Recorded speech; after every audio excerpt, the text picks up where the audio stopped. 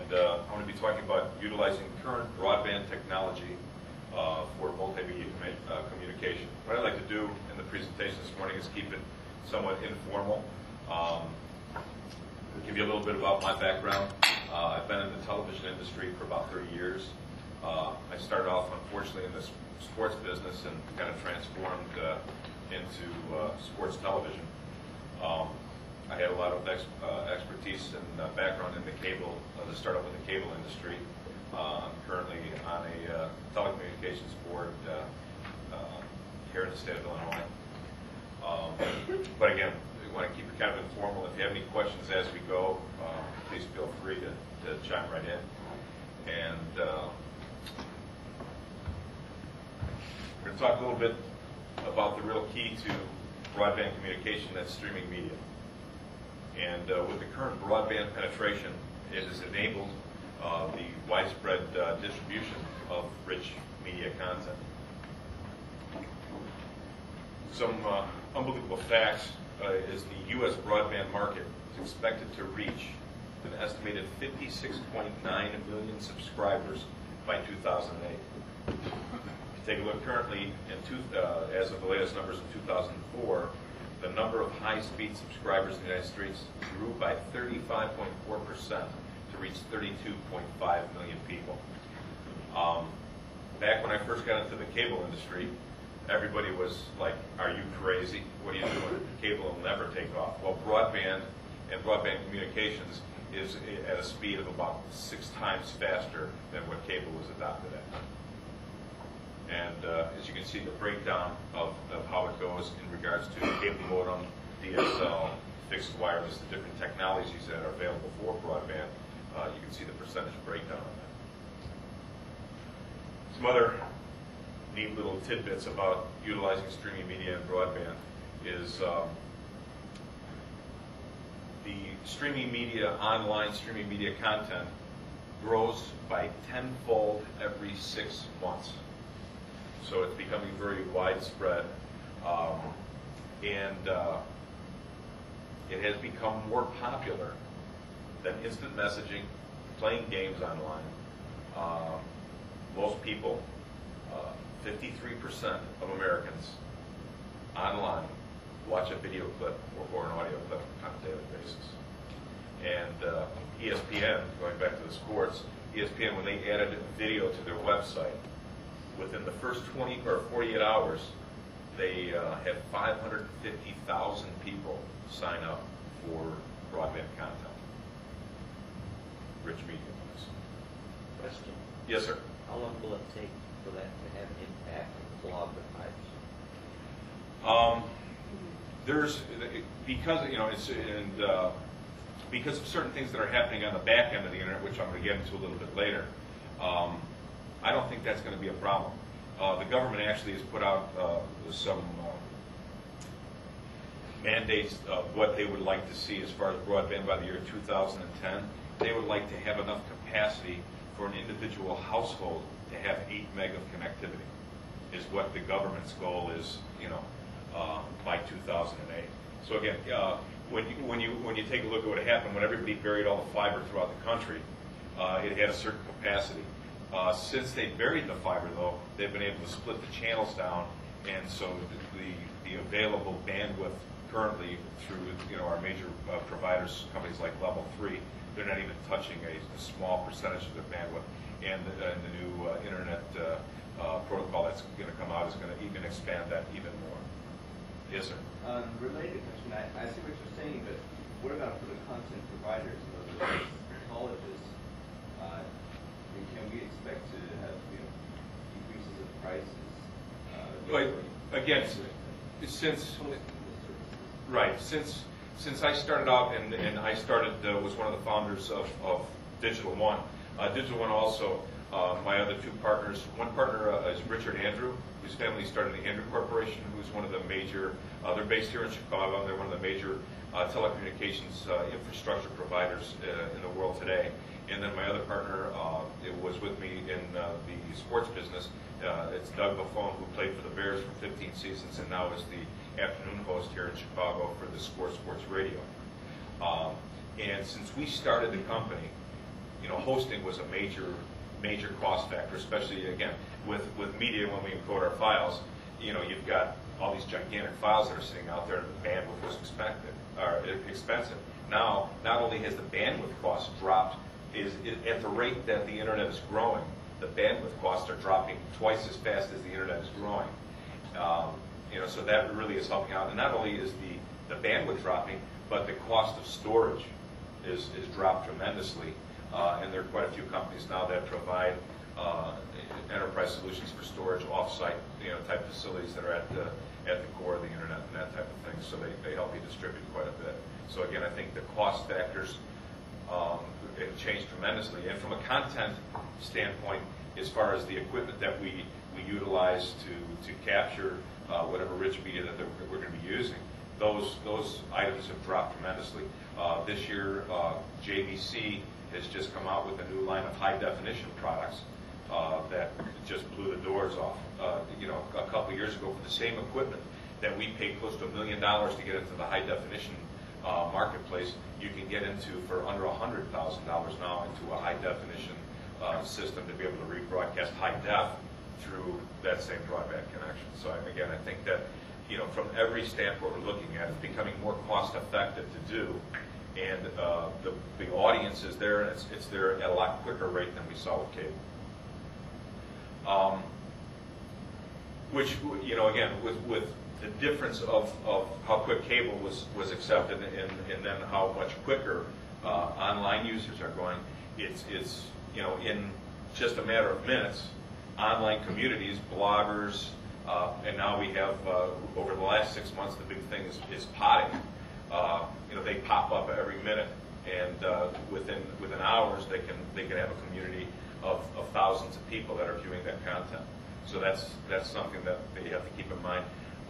The average viewer, this is a phenomenal statistic, the average viewer looks at text for less than 30 seconds, listens to audio for about a minute and a half, and when they're on a website, they will watch video for 7 to 9 minutes, which kind of is something that I've always done my programming in the mainstream, on cable and on broadcast television, and now on the internet, is people's attention span basically has kind of become what we're used to watching on TV, and that is about every 7 minutes, between probably 5 to 7 minutes, you have a commercial break, and that's about the attention span of everybody in the country today. Is by the time you get to 5 minutes, they want to be fed with something else. So we promote having small messages versus 2 hours worth of content. We broke it down and made it segmented on the internet as well as it is on TV. As far as the younger people in the country today, they just don't read newspapers. They get their information from other sources. They're the TV generation. Before they'll pick up a newspaper and read, they'll have the news on the television. But now that we have high-speed internet, everybody's got connectivity everywhere we go. In markets, in all the major markets, you've got Sprint and Verizon that are coming out with laptop cards that will give you access of between 500K and 1 meg to a laptop. And actually, Sprint will be completely rolled out in Chicago here within about the next 30 days. Verizon is completely rolled out in like the Dallas area. It's amazing. Just everywhere you go, you don't have to worry about whether you have a table like this with a laptop portal to get connectivity. You just put that card in the device, and you're connected up. And again, within probably the next 9 months, there'll be a meg worth of connectivity in every major city, across the nation. So that's changing. It's basically broadband on the go. So it's going to change again the patterns. But most of you are online right now, and I'm sure everybody's checking not only their email, but they check the latest news sources all the time. So people just aren't. Society's changed. We're not used to picking up paper and reading it. We're used to taking our device, logging on, and reading it via the internet.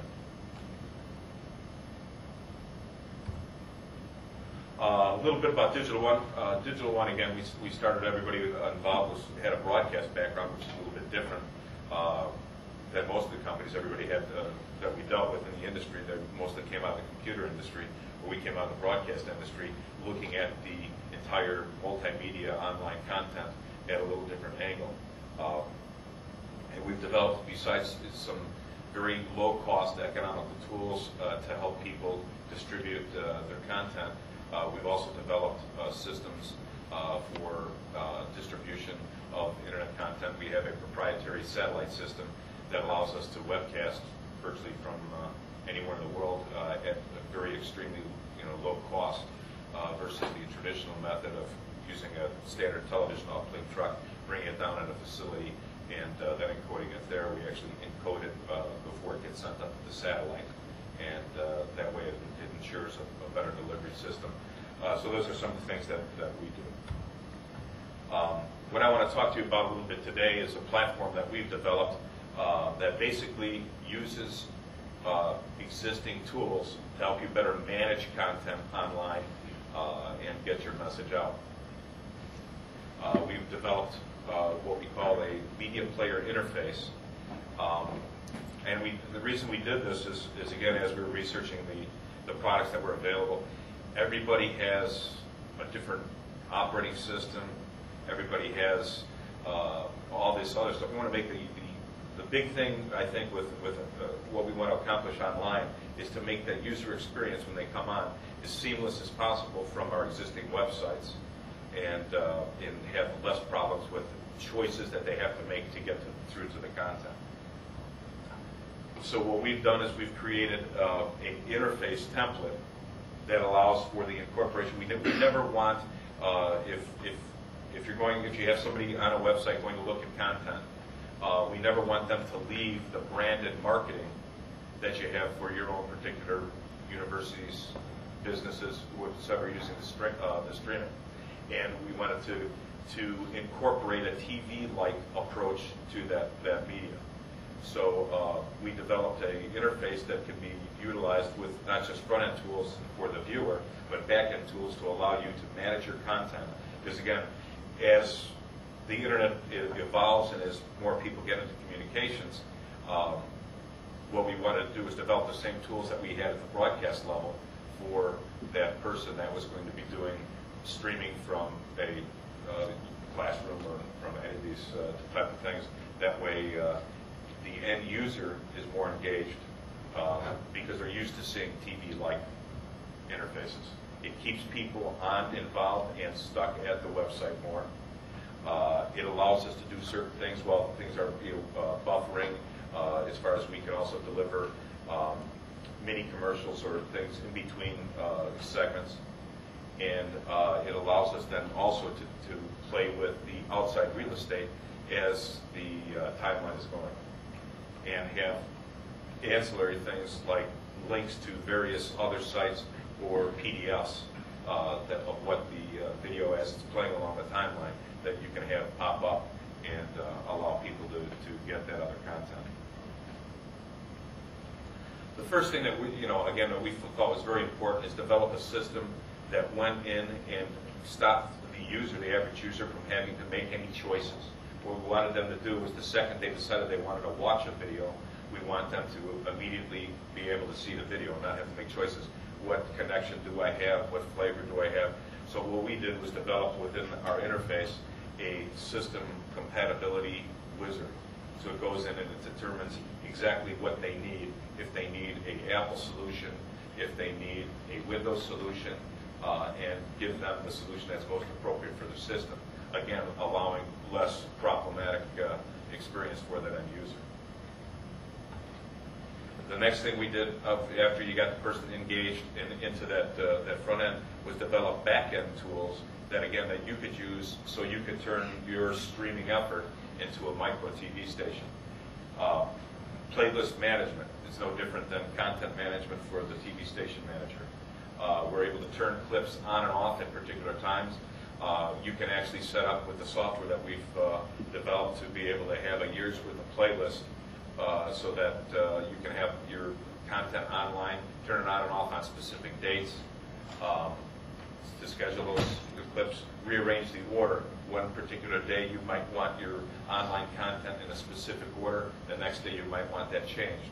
Well, what you don't want to have to do is go back to any programmers or anything like that. So again, we built these back-end tools to allow you to do that. The other thing is tracking.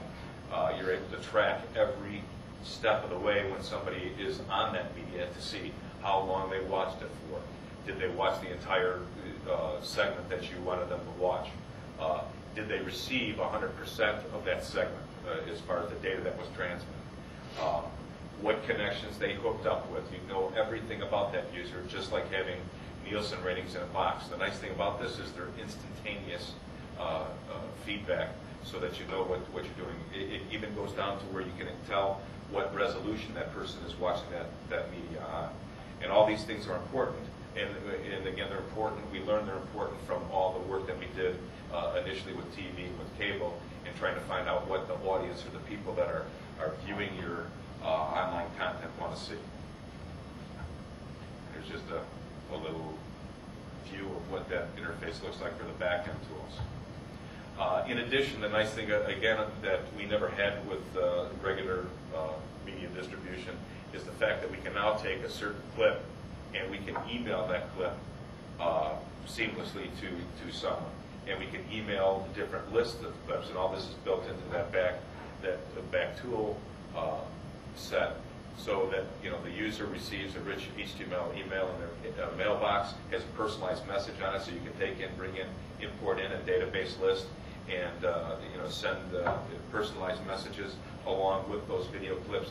And again, all this is done without having to do any programming whatsoever. It's all user-friendly interfaces that allow you to do this process.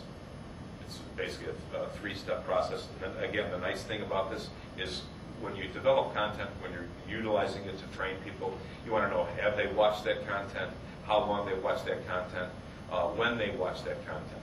And all these tools allow you to be able to track that. It's not so much that you're putting the media out there for somebody to see, but you want to be able to track and see what, are they seeing it? Are they getting the message? What did they like? If you have a series of lectures or whatever, you want to know what they liked, what they watched. Did they watch that? I've had stuff that we've used just for our internal stuff where I sent somebody a video email, and I knew that that person within 5 minutes of opening my email package had viewed 3 clips, and he viewed the first clip, he viewed 10 times. What does that mean? Now, that means he probably didn't view it himself 10 times, but he was impressed by the message we were delivering, so he went back and got colleagues to be able to watch that same video clip and watch it over and over again, because we knew exactly what times he watched the clips at. So again, that type of information is critical when you're trying to get a message out and track the use of that message. The other thing that we wanted to be able to do within the system is to be able to track, once we had shown them the message, we wanted to be able to track what they thought. So again, within the use of our interface, we put in some feedback so they can tell us what they wanted. You could have questions, and later on I'll be showing you what we actually did to be able to test people on training, after they've viewed the content, some of the little tricks that we learned from that. But again, the most important thing when you're trying to get a message out there is to get the feedback from them. The one thing that you want to keep in mind is not everybody will give you the feedback, but at least you do have the data that they watched the information. This is kind of a neat thing that we did for a company that's here in Chicago. Eddie's Blinds has an online community. They were getting a tremendous amount of returns on their product that they were selling. So what we did is they were one of the first people to jump on board with us, and they wanted to teach people how to measure for the product before they ordered it online. So they had the tutorials that they were able to show people exactly how to measure, and the returns went down to almost nothing from where they were having a lot of problems with when somebody ordered something online, they were getting a return. So again, online training helping them in an enterprise solution. From just a content to drive people to some sites, we developed this to where we actually did a specific television show at a popular casino with popular sports celebrities, so that it would drive people to the website to get the message that they wanted to get. So you don't always have to use it just to train, but you can use it to recruit, you can use it to entertain, to get people to come to your website to view your content. We use it to get a message across. We did this for Pittsburgh Marine. The main reason that we do this is the chairman of the board had bought the brewery. The brewery had some problems, and he wanted to be able to get his message out to the people that were coming to the website. So he had a personalized message that he put out there that everybody got to see. And on a daily basis, 600 consumers go and listen to his message directly. So it can be very powerful that way to get a message across. We used it, our wrapper, as far as a university here, a for-profit university, Career Education Corporation. They have over 100 locations around the world, even in Saudi Arabia, and different functions that they had. They needed to webcast, and they also wanted to have certain things archived on the same interface. So when somebody was on their interface for a webcast, again, they could, automatically, we fed them either a 100K stream or a 300K stream, depending on what their needs were. And then they also had the archive footage up there at the same time. If they were finished watching the webcast, then they could easily get into any of the other archive footage. And what they did through the system that we have is they had these available in all the universities when they were doing the live event. And they had a conference room set up like this to where they had the presentation going on, and they were able to do this simultaneously around the world. So again, webcasting like we're doing here today is becoming a very popular way to save on expenses and get an immediate return on investment, because it's a lot cheaper to have people in their conference rooms at a university like this viewing the content than flying everybody in. We developed a relationship with a law firm out of New York that had developed a interactive legal training system. Their problem was, they were having a hard time, which once somebody bought the software, they were having a hard time training the people on the software, and their expenses were through the ceiling, so they were losing money and not making a profit on the software for the law firms. So what they did is we actually went through and did online tutorials for the law firm and its software product. So now when somebody bought it, they could go online, they could see it, and on a regular basis, they would do certain case studies that, and again, and I'm going to try to show a little bit of this in a second here so you can see how this works. But they were able to do some case studies where you had the attorney that was actually arguing the case and handling the case would go on. We did it like a little 60-minute type piece, and so all the clients were able to see some of these landmark cases that they had argued, right directly from the horse's mouth, so to speak. The Bosch Tool Company came to us with a similar product. They needed to get people trained. They didn't want to have to bring the people into their facility to train them on certain product lines that they had. So we developed a very, and a lot of the corporate people are a little more concerned with security in that. So what we did is we developed a login secure way to train their employees.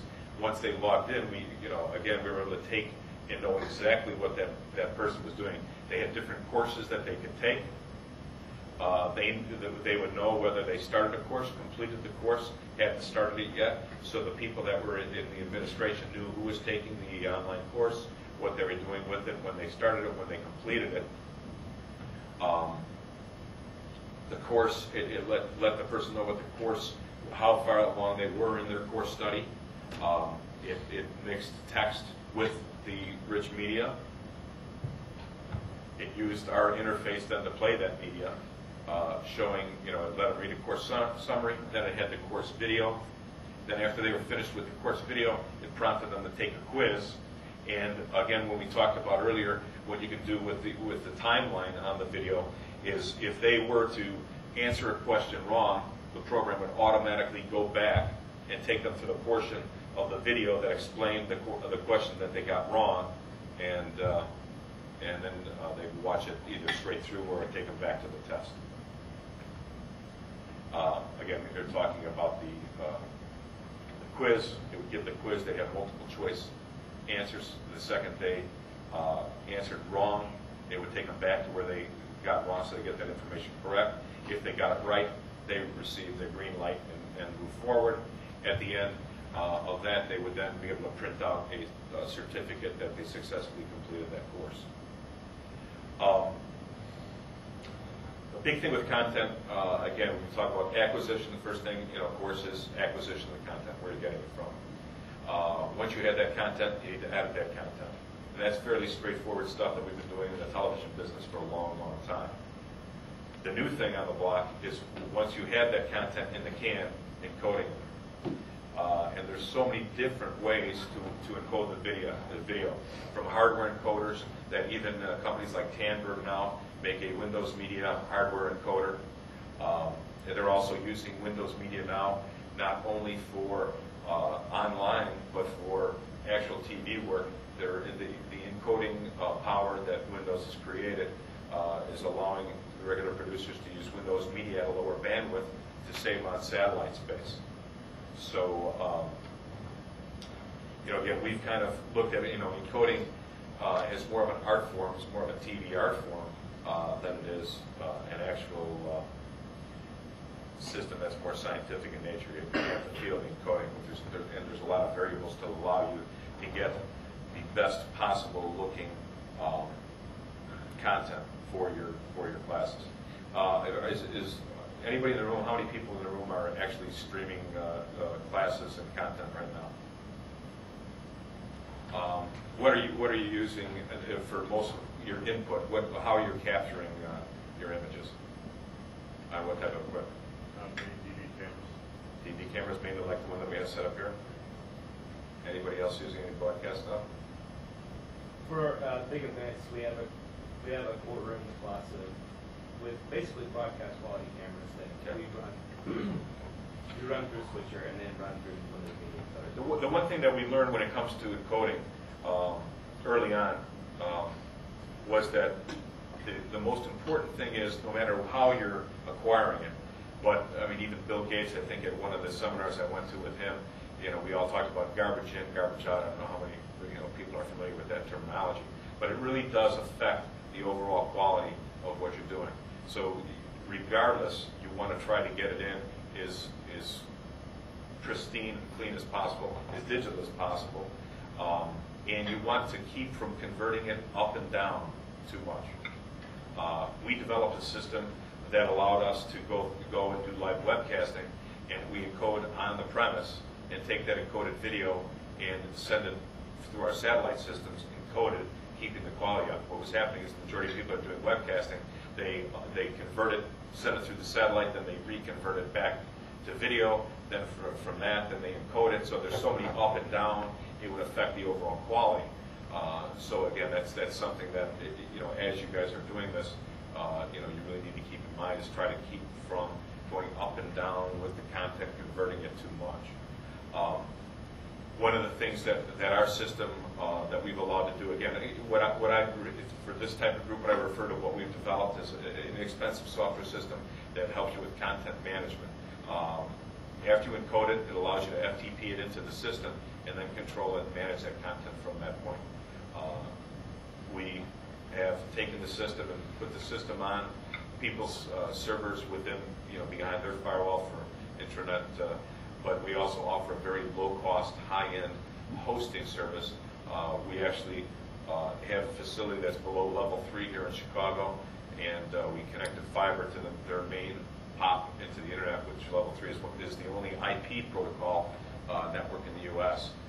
So our latency is we're only, on our last test, we're 11 milliseconds to 0. So the cut down in latency, because of being at the core of the net, helps us distribute the content, make that content look a lot better. So that's another thing that you want to keep in mind. We have developed a 56K solution that performs, although I'll be honest with you, it's almost, especially in the enterprise world, 56K solutions are non-existent anymore because nobody even cares. If you don't have broadband, they probably don't even, if you're an employee and you don't have broadband and you're still on dial-up, they're not really happy with you anyway. So 56K solutions have become almost obsolete. And then we talk about what we do and what you should try if you're setting up your own networks to try to do is we run on our main system that we utilize most. And I wanted to talk about this a little bit. I see, as I look out there, there's a ton of apples out there on the desks. We do have solutions that work with Windows and with Apple. Our Apple solution involves utilizing Real Player. We can't do as much neat stuff with Apple. All of the stuff that we try to promote is streaming instead of progressive download. And but we do handle Apple. But the Apple, from a regular standpoint outside of education, is really a non-factor because we're only looking at about 3% of the overall marketplace that exists on an Apple PC versus a Windows platform. So Windows, again, is winning out in this traditional broadcast marketplace, and it has kind of become the flavor of choice for streaming media. It gives us a lot less problems. Yes, sir. When you go into the PC world, do you prefer Windows Media Service as opposed to Real? Yeah. And well, I tell you, we did a lot of research on this back in the late 90s. And at that point in time, it was, I'll be honest with you, it was a little bit risky to make the choice. As we took Windows as our major platform. And this was before Tandberg even came out. And once companies like Tandberg, who basically control the majority of the broadcast business, when they made the switch over to encoding for Windows Media and having hardware solutions, and also using that Windows Media for broadcast, that kind of proved out our point. But originally, it was a 50-50 shot. Do you go Real? Do you go Windows? We get a lot better throughput with Real. Yeah. Again, I'm here not just to promote myself and my company, but I'm here to try to get more people involved in the technology and doing it. So I'm going to be honest with you, and that's because I'm not a salesman for the company, so I don't have to worry about selling it. Real is most likely a better solution, but with all the research we've done, in the long run, it's more problematic because people are so resistant to technology, and they're resistant to again, depending on what market you're going to, Real costs you money. You get the free one for, it's hard to find the free one, even all that type of stuff. It's my same knock really with the Flash video players. Flash has other problems, but one of the main problems is you want the user experience to be, our software, when you go and launch a video, it will tell you need to have this or you need to have that if you don't. The problem is, if you're not using our type of technology, sometimes if you don't have the right plug-in, it just doesn't work. So what happens is here you've done all this work on trying to get your content pretty, and you've got all this great content that has all this meaning, and you want to get it to the people, and they log on, and it doesn't work. And then they go away, and they don't come back. So that's why, with all that said, that's why Windows is it comes with everybody gets Windows Media when they buy the computer. It's on everything. That's how they win the war. And I'll be honest with you. I mean, as much as I own an Apple, I own a PC, I own it all. I have an iPod, which is my favorite device. I think my iPod is right up there with anything that I own in my life. If I were to start giving stuff away, the last thing I'd want to give away would be my pod. But so I mean, I like Apple. I really do. But Windows is just easier to work with. The end user has less problems with it as far as the media. So with that said, I mean, you kind of got to make the choice to go with Windows, and Windows will survive. I mean, Real Player, when they first came out, again, it was a race. Apple was definitely progressive download, had problems. Real and Windows side by side. There were other people out there that had their own little fixes, their own codecs. That's something to stay away from because, again, those guys come and go. When I started at this company, there were 75 other companies at a conference that was done by some venture capitalists up in Utah with HP. That HP was giving money away to people that were developing this type of stuff. And out of all those companies, I think myself and one other guy's left out of 50 companies. So if you had your own proprietary codec and you were using that proprietary codec and I went out of business, now you have no support for the codec. I don't think that Windows is going out of business. So that's the decision process on that, and it really has worked out, that we made the right decision. So I hope that answers that. Yes, sir. It's not a problem with Flash beyond just the fact that it isn't installed in everything. Isn't installed in everything, and then the other thing I don't like about Flash is it has inherently, when it came out it was worse, but overall compatibility issues, the The one thing that Microsoft did when it comes to media is they were very good about giving stuff away with Windows Media, because they really, they wanted to win this race. So the SDKs and stuff that come along with it, I think, are much better. But it's a matter of syncing up on longer pieces, syncing up the audio and the video. And again, when it comes to wanting a better looking image, the image isn't as good. So I mean, it's purely technical in nature. When I look at the image on Flash, it doesn't have the quality overall that my Windows Media does. So, again, it's good. The Flash video is very good if you have a 10-second snippet that you want to get out. Again, Flash has done a pretty good job of getting their plug-in out there for people. A lot of people have it on the PCs, but it's good for shorter. I like it for shorter type things. But when it comes to stuff and interacting like what we're trying to do here for education, it's not as well. So getting back to talking about this serving up of your media, we have a redundant system. Load balancing is very important as you're designing some of the stuff if you're putting it in there. We have ours at a carrier class facility. A carrier class facility near the pop. When it comes to streaming media, the biggest problem that anybody is ever going to have with streaming media is latency. The more latency that gets involved, the more latency is developed between your end user and your content, the more it's not going to perform, the more you're going to have problems. So if you can, even though most schools have a tremendous amount of infrastructure, if you can get the media to a main carrier class facility, you're going to be better off. And again, the thicker the pipe that you have your connectivity to that infrastructure, the better off you are. And again, the one thing that we liked about when we set up with Level 3, first of all, was the only IP protocol network in the nation. And I think everybody around here, most of you are all from different cities all around the country, correct? The company, I like, and I'm sure all of you know who Warren Buffett is.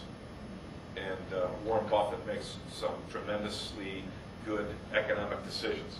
The only tech company, Bill Gates originally went to Warren Buffett and asked Warren Buffett to invest in Microsoft, and Warren Buffett told him no. Warren Buffett, the first technical company for Warren Buffett to invest in was Level 3, and he made money off it. So I love the Level 3 infrastructure. I love the way they have it set up. It's the only IP protocol network available. They have all the infrastructure at the main peering points. So, again, if you can get content to a Level 3 provider, somebody that has a partnership with Level 3 is very expensive.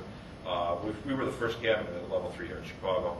Right now, you can't buy a spot, and I think it's $50,000 a month minimum to get in there. And that's because you have to buy a lot of bandwidth, so you need to resell a lot of bandwidth.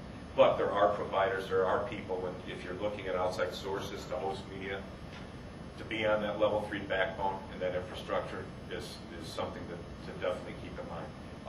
There are other companies that are very good at hosting. We have a partnership with a company called Akamai, and they're another good provider. Not only do they have a presence with Level 3 to where, like some of our live satellite streaming projects, we can cross-connect right directly to them. But again, Akamai is a solid company, a little cheaper to get involved with, and I would seriously consider working with some of these other vendors to host the media outside of your own infrastructure. It's going to be better because, again, you have to worry about the connectivity that you have from your location through to where it's going to be handed off and then be brought back to the end user. So that latency built up can cause problems. So in summary, organizations must communicate with their members in different ways, and today what we know is the web has to be included. We know that people will stay online longer if you're utilizing rich media. They'll be more engaged. They're used to seeing it, they're used to gaming, they're used to all these things. So they want to be engaged.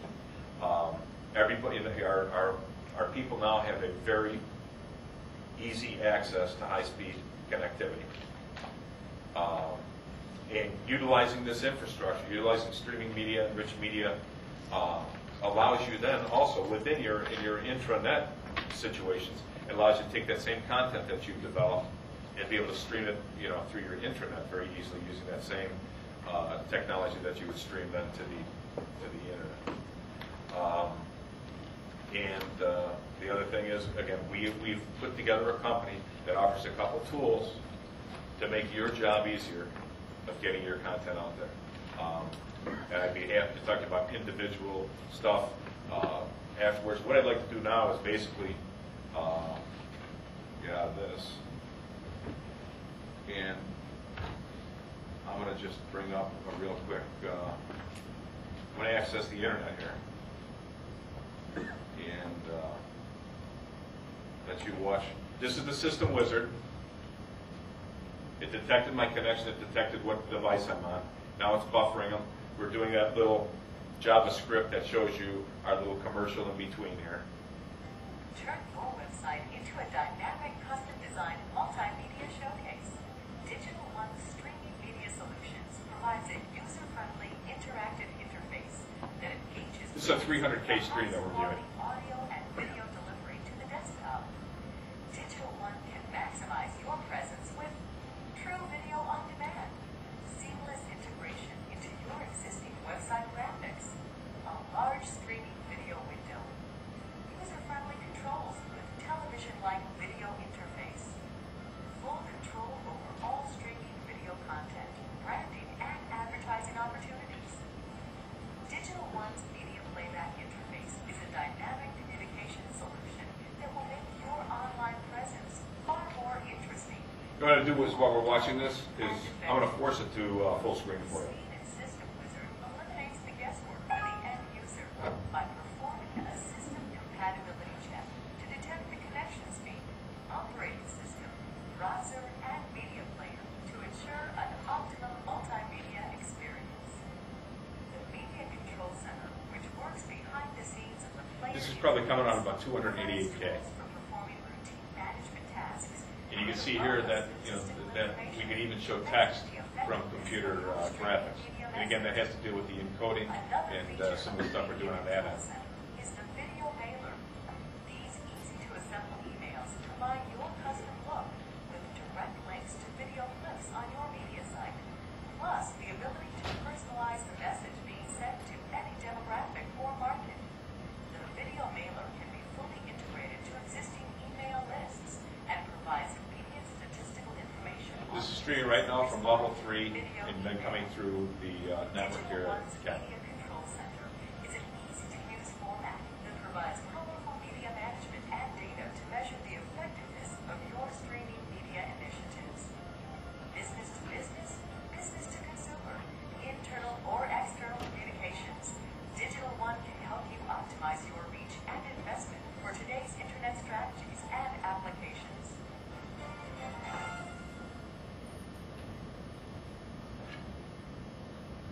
Then after, again, we normally don't like to force. We don't feel that there's a need. We've expanded, and we're actually from Digital this. One, specializing in complete Again, playlist develops. When it finishes one, it automatically gives you the next one that you have listed to go. create and distribute your online media with complete service. So again, we're already taking the 300K window over what Windows did, and we're forcing it a little bit bigger to begin with. And again, it's because we're confident that our encodes are slightly better. And it's because when we code, we're taking some of the processing away from the PC and using an external piece of equipment that we have.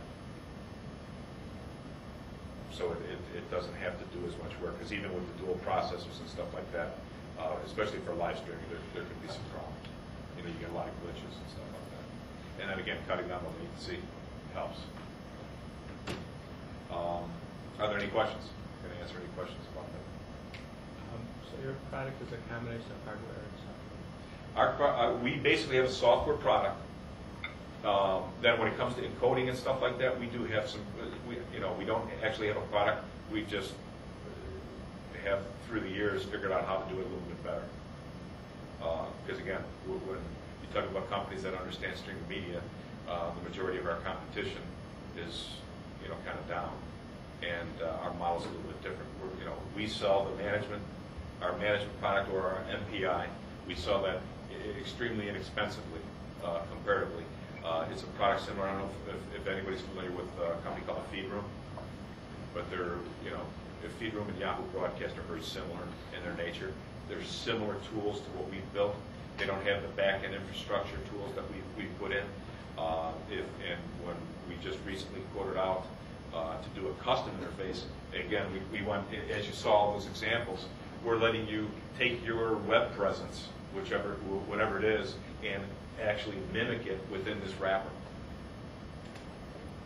And the entire package, without, again, we offer a low-cost hosting, and we offer the package. But the software package is $2,500, and then we charge a fee of $400 for the FTP capability. So that way you can create your content, encode it. We'll come out, again, we'll run seminars on how to encode. Our engineers are, again, they're a little bit different. They're guys that have broadcasting backgrounds, but then also have computer backgrounds. They're kind of dual guys. Our head programmer won 4 national radio awards as a broadcaster, and also can program in like 5 languages. So we were able to combine 2 industries a little bit, and again, because of the company was backed by, again, the Andrew family that started the Andrew Corporation, it allowed us to stay in the game, so to speak, when everybody else was getting their venture capital, burning it up, and they're gone. But again, our software product is $2,500, so it's very affordable to have all these tools. It would take you so many hours, and believe me, so many hours and so much revenue to develop a similar package. We've got to try and true for $2,500 for our base package, and our base hosting fee to be at that premier level is $150 a month. If you use up a ton of bandwidth, it goes up. But the nice thing about this is, again, even so, we handle, one of our clients is Mercedes-Benz. We do all the online video for Mercedes-Benz for their training. What they have is they have videos that they've created that show how to fix certain things, so that when they have somebody at one of the dealerships that has a problem, they don't know how to fix it, they jump into the office, they go online, they watch the video, then they go back and fix it. And Mercedes-Benz basically, does not exceed our minimum bandwidth that we give you for 150 and that's global. So again, because again, you're not going to get everybody, and it's not going to be online at the same time. Webcasting gets a little more costly because that is going to start using up bandwidth infrastructure. But again, what we've done is we've put in the infrastructure and then spread out that cost over hundreds of clients, so it's not costing one person so much to have that. So we have the connectivity with media hosting hotels, so to speak, and we did it for smaller entities that can't afford to go out and spend the type of money that it takes to put a decent infrastructure. We've got, just to let you know, we've got $7 million in our infrastructure. And that's just in our. So to handle that type of load, it's a lot of money. I don't think any of the universities are, getting grants for $7 million to put in streaming media infrastructure. Although, it'd be a good idea. Any other questions? Yes, sir. Can you give us an idea of what hardware you use to do the encoding, or what you would recommend? Yeah, well, what I recommend is a it's a 2-tier process, and that is one is taking that media and turning it into the right flavor of right into an AVI. So if you can get something that converts it to an AVI and you're able to feed that simultaneously into a secondary box that's running Windows Media with a dual processor, it's taking, it has a hard time doing this, all the stuff at once. But if you separate those steps, it's going to take the process, take it away from the process. When we do our encoding, our processor is working at about a 4 to 5% capacity comparatively to where if you guys are doing encoding, you're sucking up almost 100% processor unless you're doing some of that stuff in a secondary position. What sort of boxes do that conversion to AVI? There's a lot of different products. We used a product out of St. Louis called Global Streams. So we're using a Globecaster and taking the Globecaster Ethernet into Windows Media Encoder. Then the Windows Media Encoder we built So we used like dual CNs and stuff. So that works. Again, you see, we're able to blow it up and not have a lot of problems. And then for changing computer graphics to, mixing it in, we use an Extron device. And that doesn't, again, that makes a big difference. And you want to be able to read the graphics. If you're trying to train somebody on a PC, you want to be able to read the graphics. Matter of fact, we've got a couple minutes here. Let me take and show. I talked about that law firm. This will show you that.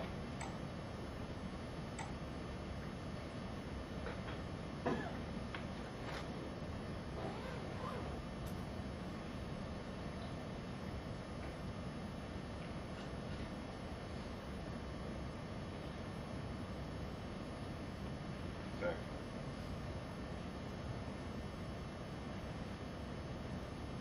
We try to relaunch it there. Occasionally, in a building like this, you might, how the bandwidth gets sucked, so it might vary a little bit.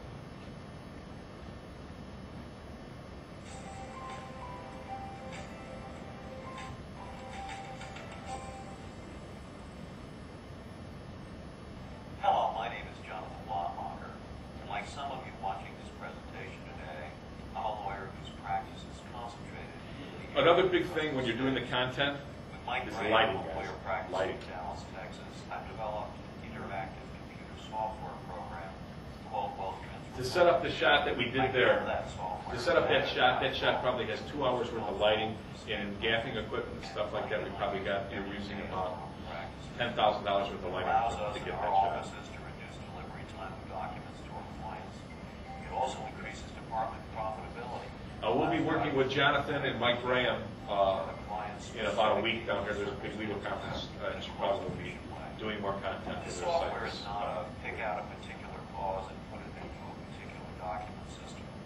Rather, it's based upon the normal lawyer decision-making process based upon Jonathan like we have set up the Onassis estate. professionals in our offices. It's built in the most natural way in which human beings interact, which is through direct communication. The system is driven off gathering information about a particular client, including the client's name, marital status, names and ages of their children, principal residence or residences, and similar factors which we use in preparing documents. That information is used to produce the instruments, and no one ever has to type the client's name or domicile or similar information again in preparing an instrument. One of the unique and really special features about wealth transfer planning is that it will provide you with specific advice about a specific client, about a specific estate planning strategy. There are about 12 topics it covers, such as who should own the insurance on a client's life. Anyways, that's again just a little example of. Appropriate candidate for a personal residence trust.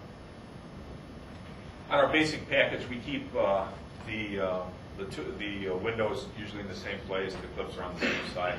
The data on those clips. We offer a library system so you can have different subcategories, and all that is available on the back end. Let's see if I can get it real quick.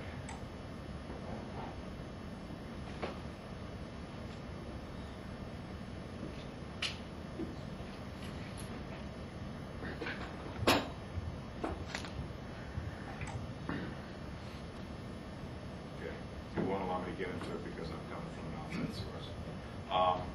But again, all the clip data is available. You can change your order. You can upload your clips. You can change the heading on the clip. You can do that daily.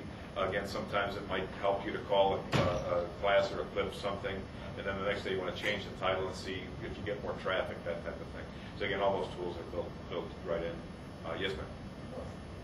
You sound like good corporate and things like that, but I'm curious to know if you've done any work with like a live class held in 3 different places. Well, again, we've done for career education. We've done stuff that went out to 110 locations all at once. Okay. Any interactive? Interactive, we can set up, we've done this in the past to where we've allowed email or chat, we put a little chat functionality within the system and allow chat functionality, but you want two-way communication. We have a system that we're working on right now to do more distance type learning.